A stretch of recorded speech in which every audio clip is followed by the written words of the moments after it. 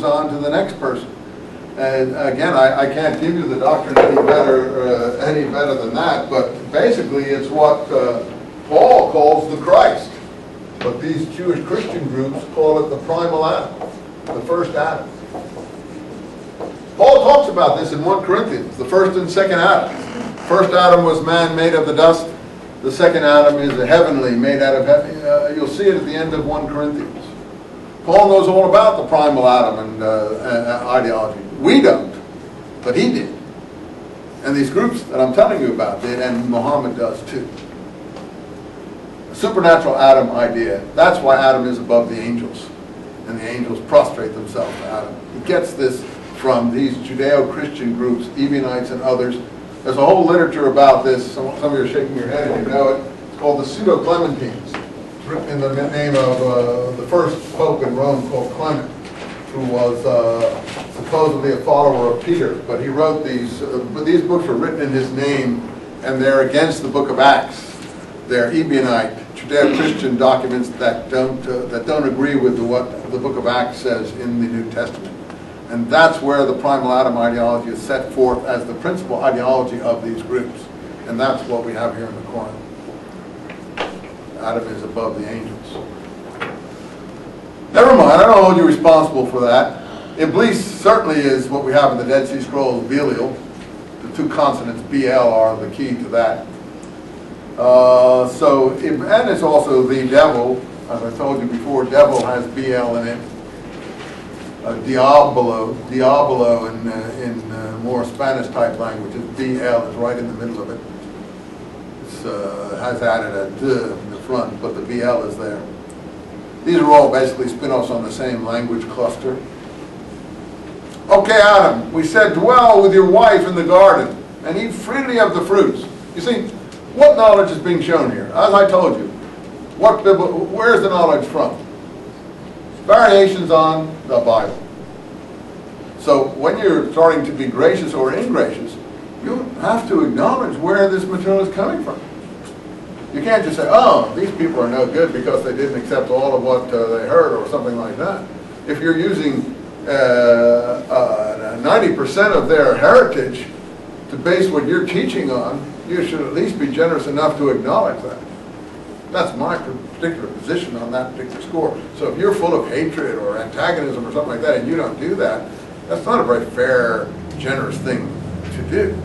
And yet I find most people are like that. Never mind. The point being here, what do we start? We start telling Bible stories right off the bat. We mention Adam, so we're going to tell Adam and Eve. It's going to be compressed, but it's the Adam and Eve story. And we said to Adam, dwell thou with your wife. It's the Adam and Eve story. In the garden, line 35. So we're getting former stories, but not so much to encourage people. And, fall down before Satan. And Adam received from his Lord's words of revelation.